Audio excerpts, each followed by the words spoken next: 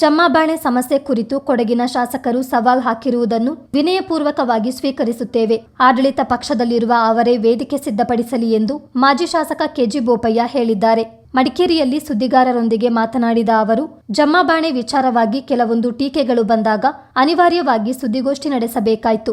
ಜಮ್ಮಾಬಾಣೆ ತಿದ್ದುಪಡಿಯಿಂದ ರಾಜಕಾರಣಿಗಳಾದ ನಮ್ಮ ಭವಿಷ್ಯ ನಿರ್ಧಾರವಾಗುತ್ತಾ ಎಂದು ಪ್ರಶ್ನಿಸಿದರು. ಬಿಜೆಪಿಯ ತಿದ್ದುಪಡಿ ಮತ್ತು ಕಾಂಗ್ರೆಸ್ ತಿದ್ದುಪಡಿ ಕುರಿತಾಗಿ ಸಾರ್ವಜನಿಕ ಚರ್ಚೆಗೆ ಬರುವಂತೆ ಶಾಸಕರು ಸವಾಲ್ ಹಾಕಿದರು. ನಾವು ಚರ್ಚೆಗೆ ಬರಲು ಸದಾ ಸಿದ್ಧರಿದ್ದು, ವೇದಿಕೆ ಸಿದ್ಧಗೊಳಿಸಿ ನಮಗೆ ತಿಳಿಸಲಿ. ಸವಾಲ್ ಹಾಕಿ ಸುಮ್ಮನಿರೋದಲ್ಲ ಎಂದು ಬೋಪಯ್ಯ ತಿರುಗೇಟು ನೀಡಿದರು.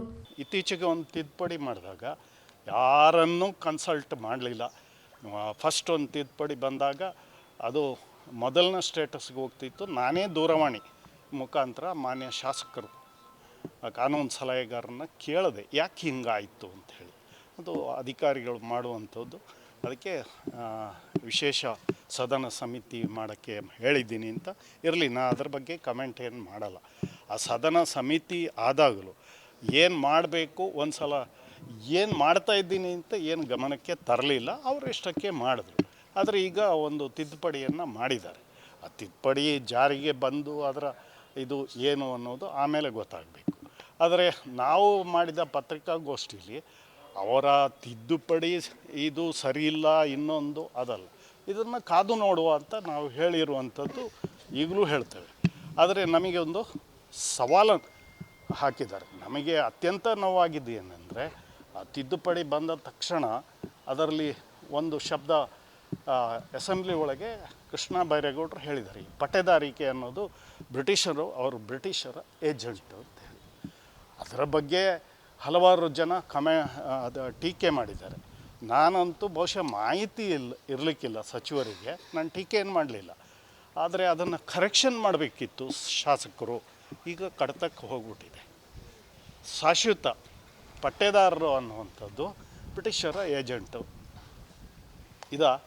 ಇದರ ಬಗ್ಗೆ ನಾವು ಒಂದಿಷ್ಟು ಪ್ರಶ್ನೆ ಮಾಡಿದಾಗ ಗೌರವದ ಪ್ರಶ್ನೆ ಒಂದು ಕಡೆ ಉಳ್ಕೊಂಡಿದೆ. ಅದಿರಲಿ.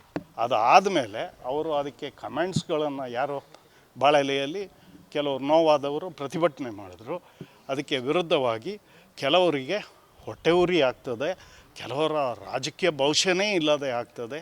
ಏನು ಜಮ್ಮಾ ತಿದ್ದುಪಡಿಯಿಂದ BJP ಅಥವಾ ನಮ್ಮ ಯಾರೋ ಗೊತ್ತಿಲ್ಲ, ಯಾರ್ದು ಹೆಸರು ಹೇಳಲಿಲ್ಲ, ನಮ್ಮ ಭವಿಷ್ಯ ನಿರ್ಧಾರ ಆಗಿಬಿಡ್ತದ? ಈ ರೀತಿ ಟೀಕೆಗಳು ಮಾಡಿದಾಗ ನಾವು ಅನಿವಾರ್ಯವಾಗಿ ಪತ್ರಿಕಾಗೋಷ್ಠಿ ಮಾಡಬೇಕಾಯಿತು. ಮಾಡಿದ್ದೇವೆ. ಅದಕ್ಕೆ ಈಗಲೂ ಬದ್ಧ. ಮತ್ತು ಈಗ ನಮಗೊಂದು ಸವಾಲು ಹಾಕಿದ್ದಾರೆ.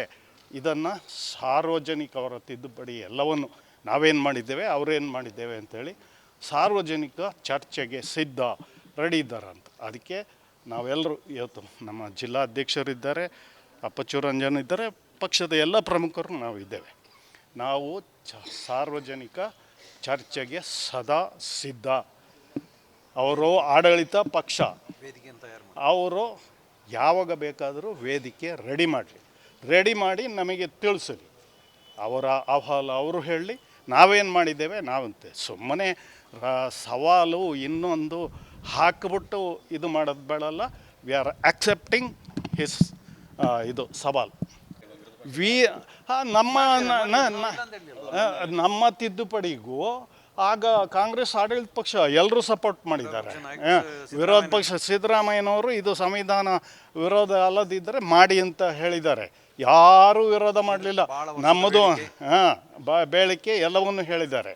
ಇನ್ನೊಂದು ಏನಂದರೆ, ನಾವು ಮಧ್ಯಾಹ್ನ ಮೇಲೆ ಅದು ಮೂವ್ ಮಾಡಿದ್ದು ಮಧ್ಯಾಹ್ನ ಪಾಸಾಯಿತು, ಚರ್ಚೆ ಇಲ್ಲದೆ ಪಾಸಾಯಿತು, ವಿಧಾನ ಪರಿಷತ್ತಲ್ಲೂ ಪಾಸಾಯಿತು. ನಾವು ಇವರ ಹಾಗೆ ಕಮಿಟಿ ಇನ್ನೊಂದು ಏನು ಮಾಡಲಿಲ್ಲ. Up to date correct. ಅದನ್ನೇ ಕೋರ್ಟ್ ಎತ್ತಿ ಹಿಡಿದಿದೆ. ಆದರೆ ಭಾಳ ಬೇಸರ ಆಗುವಂಥದ್ದು, 13ಕ್ಕೆ ಅವ್ರ ಸರ್ಕಾರ ಬಂತು. 2013 ರಿಟ್ ಪಿಟಿಷನ್ ಆಗಲೇ ಹಾಕಿದ್ದು. 24ರವರೆಗೆ 10 ವರ್ಷ ತಳ್ಳಿದ್ರಲ್ಲ ಇಂಥ ಒಂದು ಇದನ್ನು ಕೋರ್ಟಲ್ಲಿ ರಿಟ್ ಪಿಟಿಷನ್ನ. ಏನು ಮಾಡ್ತಾಯಿದ್ರು ಅವರು? ಸರ್ಕಾರಿ ವಕೀಲರು, ಇನ್ನೊಂದು ಪಾರ್ಟಿ ಯಾರೂ ಇರಲಿಲ್ಲ. ಓನ್ಲಿ ಗೌರ್ಮೆಂಟ್, ರೆವಿನ್ಯೂ ಸೆಕ್ರೆಟ್ರಿ, ಆಮೇಲೆ ಚೀಫ್ ಸೆಕ್ರೆಟ್ರಿ, ಆಮೇಲೆ ಇಲ್ಲಿಯ ಡೆಪ್ಟಿ ಕಮಿಷನರ್ ರೆಪ್ರೆಸೆಂಟ್ ಮಾಡಬೇಕಾದ ಸರ್ಕಾರ. ಯಾಕೆ ಮಾಡಲಿಲ್ಲ? ಯಾಕೆ 10 ವರ್ಷ ತಳ್ಳಿದ್ರು ಅದನ್ನು? ಆಗಲಿ, ಜಡ್ಜ್ಮೆಂಟ್ ಆಗಿ 30 ಡೇಸ್ ಒಳಗೆ ಇಂಪ್ಲಿಮೆಂಟ್ ಮಾಡಿ ಅಂತ ಹೇಳಿದ್ದಾರೆ. 1.5 ವರ್ಷದಲ್ಲಿ ಯಾಕೆ ಬಾಯಿ ಮುಚ್ಚಿ ಕೂತರು? ಇದನ್ನು ಹೇಳಬೇಕಲ್ಲ ಅವರು.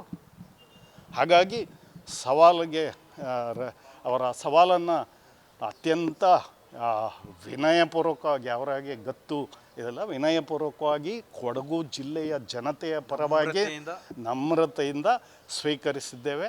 ವೇದಿಕೆ ರೆಡಿ ಮಾಡಿ ಅನ್ನುವಂಥ